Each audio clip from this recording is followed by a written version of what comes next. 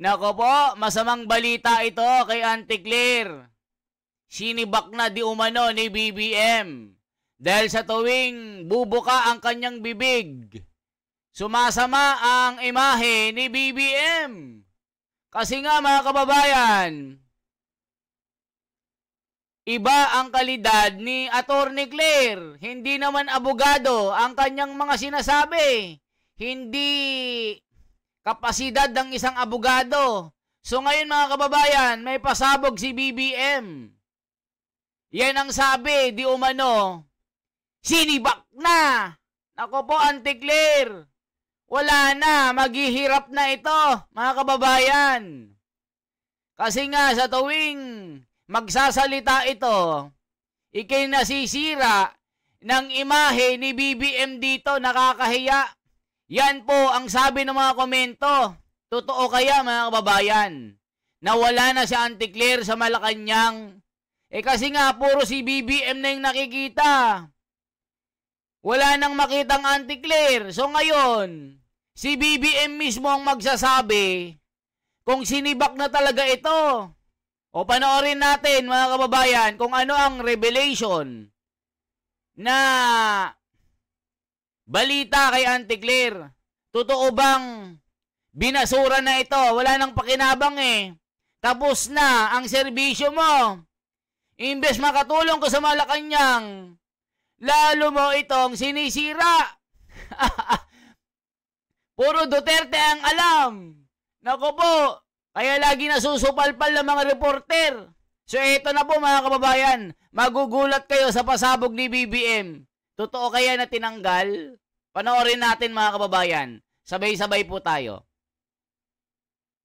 May bagong video na naman po si Zaldico kahapon na parang dinidiin po niya na nangolekta siya ng kickback para kay Pangulong Bongbong Marcos. Ano po, ano reaksyon ng Malacanang doon?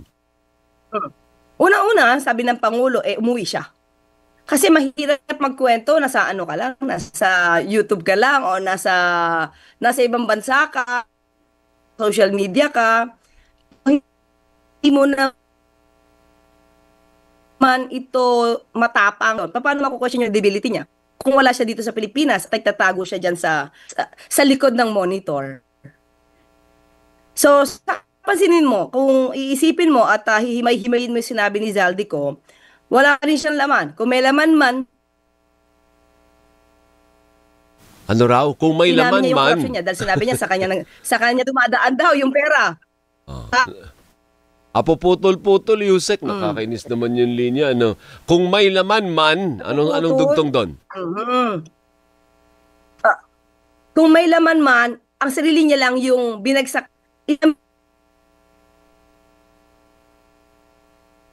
Pangit yung signal. Sa kanya dumadaan. So, sa kanya, pangit ba? Sandali lang. Oo. Tawagan mo na nga lang, mag-phone patch na nga lang, nakakabitin yung... Sige, phone patch na lang tayo. Oo, sige, patawagan ka namin, Yusek, nakakabitin na. May isa pa ako itanong. Gusto ko itanong kay Yusek, yung tungkol sa nabanggit, paulit-ulit na binabanggit ang pangalang Yusek Jojo Cadiz. Tanong natin kay Yusek, ano ba ang aksyon ng Malacanang kaugnay dyan sa pagkakadawit ng pangalang Yusek Jojo Cadiz na apparently, since the time na senador o nasa lokal, ayan na pala, line 5 yan. Yusek?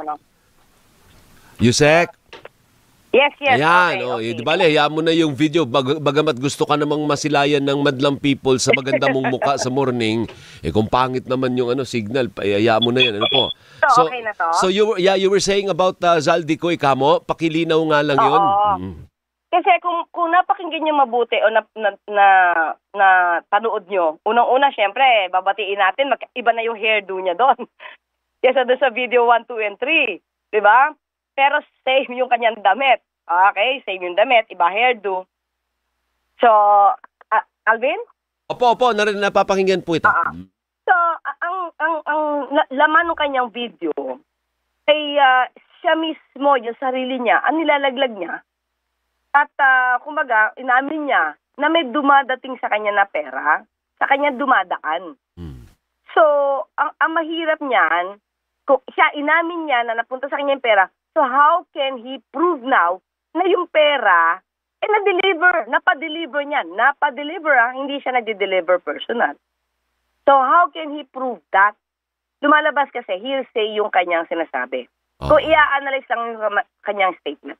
Parang ang gusto bang sabihin ng Malacanang is, ang problema kay Zaldico, may kailangan kasi siyang ituro. Kasi pag wala naman siyang tinuro, o edi the buck stops with him already. Tapos na yung kwento. Sa kanya, siya na. Oo. Ay, good morning, Yusek. Si Doris po. Hi, Ma'am Doris. Opo. Yes, ganun yung nakikita. Okay? Hindi ito, okay, muli ang gusto ng Pangulo ay umuwi siya dito para dito niya patutuhanan. Kasi may kwento siya, dito niya ikwento. Kasi mahirap naman na hindi siya, yung credibility niya hindi mako-question, hindi siya matatanong sa mga salaysay niya kasi malayo siya, nagtatago siya sa likod ng monitor. So, pero kung hihimay-himayin natin yung kanyang statement, sabi nga natin, ang pag-amin ay nasa kanya, inamin niya na yung pera dumaan sa kanya, dumating sa kanya. So, paano niya ngayon mapapatunayan na yung pera, di umano na yan, ay na-deliver? So, sa sinasabi niya mga taong gusto niyang kapuntahan ng pera. Okay. Oh, wait lang mga kababayan. Di ba ito si Auntie Claire, isa rin sa mga nasa listahan ni Zaldico na 51 na opisyal allegedly na kinabang po dito mga kababayan. Pangilan ba si Auntie Claire sa listahan niya? I-check nga natin mga kababayan. Pasadahan nga natin kung pangilan si Auntie Claire sa pasabog ni ito po mga kababayan ha. Ito allegedly lang ito ha. Hindi po natin sinasabi na kumpirmado po itong pasabog na ito. O ito mga kababayan, breaking news po ito ha. Ito po yung tinatawag na mga listahan ni Zaldico. Listahan. I-check nga natin kung pang-ilan si Auntie Claire dito mga kababayan. Para po malaman nyo po. O ito po ang listahan po mga kababayan ko ha. Pang-ilan ba si Auntie Claire dito? Pang-ilan ba siya dito? So i-check po natin. Ito, viral po ito sa FB. Kumakalat po yung listahan. Nakasama si Auntie Claire dito mga kababayan. Kasama po si Auntie Claire. Ayan o. Number 1, Ferdinand Marcos Jr., Lisa Araneta Marcos, Sandro Marcos, Martin Romualdez, Yeda Marie Romualdez, Julian Romualdez, Zaldico, Boying at John Vic Rimulya, Lucas Bersamin, Claire Castro. Pang-sampu pala, mga kababayan. Ito yung sinasabi na mga listahan ng opisyal na nakinabang sa trilyon-trilyon na nakaw. Ayan meron pa nga Gibo Teodoro pang 51 Romel Marbil, Nicolas Torre, Romeo Browner. Nandyan pa nga yung si Rafi Tulfo Ayan Terry Ridon, Benny Abante, Ace Barbers, Dan Fernandez, si Alonto Adjong, Paulo Ortega. Ang dami mga kababayan. Joel Chua, Johnny Pimentel, Stephen Jan Paduano, Janet Garin, Laila De Lima, Gabriela Partilis, Sara Elago, Akpa Teachers Antonio Tinyo, Kabayan Partilis Rene Co, Akbayan Percy Sendanya, at marami pang iba mga kababayan. Kung gusto nyong makita po ito, silipin nyo sa FB, Napoles Tour. Ito yung mga pasabog niya na talagang allegedly. Ayan Ito, breaking news. Rep Zaldico releases the list of top 51 government officials involved in the trillion peso flood control controversy. Ayan sourced by blogger Napoles Tour. So yan ang mga balita mga kababayan. So, ano masasabi nyo dito? So, kaya si Auntie Claire todo tanggol sa kanyang sarili. Pinagtatanggol yung mga tinutukoy ni Zaldico dito. Kasi nga, sabi ni Saldico sa kanyang video, gusto siyang ipalibing ng buhay. Kasama ng mga ebidensya. Gagawin siyang terorista sa loob at labas ng bansa para gipitin siya ngayon. So sabi naman ni BBM, lumabas ka sa lungga mo. Umuwi ka ng Pilipinas para malaman kung sino ang katotohanan. Ituro mo kung sino na ang gusto mo. Lumantad ka na kasi ako nandito. Hindi nagtatago, ikaw nagtatago ka. So yan yung sabi. Umuwi ka na, Saldico, para magkalamanan na. Kasi ang gagawin lang ng mga kawatan na ito, kung totoo man, gagawin ka lang sinungaling. Pagtatakpan lang yung mga sarili nila. Diba? Bali-balita kasi mga kababayan sa Anticlear, kasama rin dito. Kasama rin si Lacson, Tito Soto. Yung mga nagtatanggol po sa Blue Ribbon Committee na ginagawang bulagaan. Kaya nila sinisiraan si Marcoleta. Balita pa, kakasuhan si Marcoleta. Naglabas po ng show cause order ang COMELEC dito sa Sose ni Marcoleta. Siya pa ngayon ang kakasuhan. Siya pa ngayon ang makukulong. Considered as criminal case daw ito. Yung hindi paglalahad ni Marcoleta ng donation campaign nung eleksyon. Dahil 112 million daw ang campaign expenditure niya comparing doon sa kanyang SAL-end na 51 or 55 million. So hindi daw tali ito. So ibig sabihin daw, hindi daw honesto. Itong si Marcoleta, kailangan daw makulong ito. Aba, ang gagaling nyo. Si Marcoleta nang pinagdidiinan nyo. Si Marcoleta na magnanakaw ngayon. Grabe ang ginagawa nyong pagpapaikot sa taong bayan. Grabe ang ginagawa nyong panloloko sa mga tao. Ginagawa nyong bobo. Ginagawa nyong patay gutom. Ninakawan nyo na. Pinatay nyo pa. Sa gutom. Kasi nga, isipin nyo pati itong hospital. Nangamatay na yung mga pasyente. Walang budget kasi nga hindi binigyan ng budget ng gobyernong ito. Nakakaawa mga pasyente. Diyos ko Lord, grabing pagnanakaw. So si Marcoleta bang masama ngayon? Ituloy pa natin. Balita kasi nasibak na ito si si Anticlear hindi na nagsasalita ito na tungkol kay BBM Wala na rin sa press con ito Yun ang sabi di ko alam. Kasi yan ang mga balibalita na sinibak na dahil sa katangahan ng spokes na ito. Yan po sabi ni Berto ng Benguet Abra. Ilocano ako pero ayaw ko nang maging Ilocano. Alaka, grabe. Okay. One last, Yusek, kasi 7:01 na po. Nabanggit, paulit-ulit na nababanggit ang pangalang Yusek Jojo Cadiz. Oh. Can you tell us something more? Anong ginawa ninyo dito kay Yusek Jojo Cadiz? Nandiyan pa ba yan? At dati na pala partner ito, panahon pang gobernur si Pangulo. Nandiyan na yan sa pamilya Marcos. Okay. Anong development dito kay Yusek Jojo Cadiz? Ang gusto ng Pangulo, kung involved man, kung mayroon siyang kinasasakutan, ay open dapat. Dapat malaya ang pag-iimbestiga sa kanya.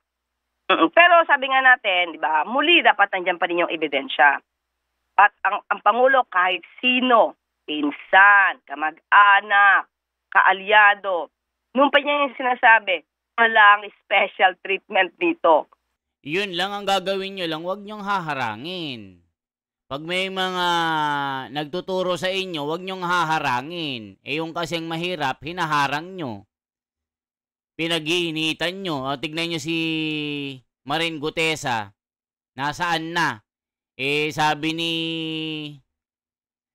Mike Defensor, wala na, kinidnap. Ikinulong. Dinitain po ng nasa gobyerno din. Yun yung sabi Yun yung bali-balita. Kaya mga kababayan, saan kayo maniniwala? Kay Saldico or kay Anticlear? Na allegedly nasa listahan din ng mga payola ng mga kawatan ng sindikato. Allegedly, mga kababayan Ito ay nilabas kasi at nirelease ni Saldico na talagang pinasabog niya sa social media. Ang dami. Isipin nyo, Rapi Tulfo, Claire Castro, Ping Lacson, Tito Soto, AFP Chief Browner, Gibo Teodoro. Ang dami mga kababayan. Yung isa pang maingay na wag kang bobo. Sino yon? Yung bobo na ano? Yung laging expression, wag kang bobo. Wag kang bobo. Sino yon? Sino yun mga kababayan? Sino itong maingay na ito na wala namang ito po. Sino ito? Check nga natin. Ayun, si Larry Gadon, kasama din pala, number 46. Larry Gadon, number 46. O, yan, o. O, ano masasabi nyo dito, mga kababayan? Lahat po. Kaya pala, pinagkaisahan nila si Sara Duterte. Isipin nyo, sa 3 trilyon ng budget para mawala ang mga Duterte. Yun po yung balita, ha? Na talagang trinabaho nila si Duterte para mawala. Para itong mga crony, mga kaibigan, mga tropa ng administration, hindi babaliktad kasi nga nasa palan daw ng perang malaki. Mga kababayan ko, ano masasabi nyo dito? Ituloy pa natin. Lahat ng sangkot dapat maimbestigahan. Lahat ng sangkot dapat managot. Hindi, ano pong status nung Jojo Cadiz? Nandiyan pa ba yan sa Malacanang? O finloating ba yan? O tinanggal ba yan? O paano ba? Sa ngayon, Alvin, wala tayong update. Pero siguro mamaya, since natanong mo sa akin, ay aalamin natin kung ano pa ang status ni Jojo Cadiz. Kasi medyo hindi pa ako na-inform kung siya ba ay suspended, siya ba ay okay lang dahil wala pang kinakikitaan na ebidensya sa kanya or what, something like that. So, mamaya, i-update kita. Medyo mabigat yung akusasyon. Parang pinapalit ako ni Zaldico na ito yung bagman. Ang lahat ng parte di umano na mapupunta kay Presidente, dadaan kay Yusek Cadiz. So medyo mabigat po yung akusasyon na yun. O yan mga kababayan, pati Yusek Cadiz. Yari na, damay-damay na ito. Kasi nga, ginawa nilang poster boy itong si Saldico sabi ni Saldico, kung makukulong ako, sama-sama tayo. Teammate tayo, grupo tayo. Kayo yung kasama ko, tapos ako, hindi diin nyo lang. O yun lang mga kababayan. So, isang comment, isang like, isang share po, at isang subscribe. Anong masasabi nyo kay Auntie Claire na kasama rin sa di umano na listahan ng manakinabang ng trillion scandal na ito? Mabuhay mga kababayan, ako si The Wonders Philippines, for transparency, for a better democracy. Mabuhay. Suportahan po natin si Senador Marcoleta. Katwiran lamang at batas ang dapat umiral. Huwag gawing sarswela. Huwag gawing batibot ang investigation. Mga kababayan, salamat po. Ako si The Wonders Philippines.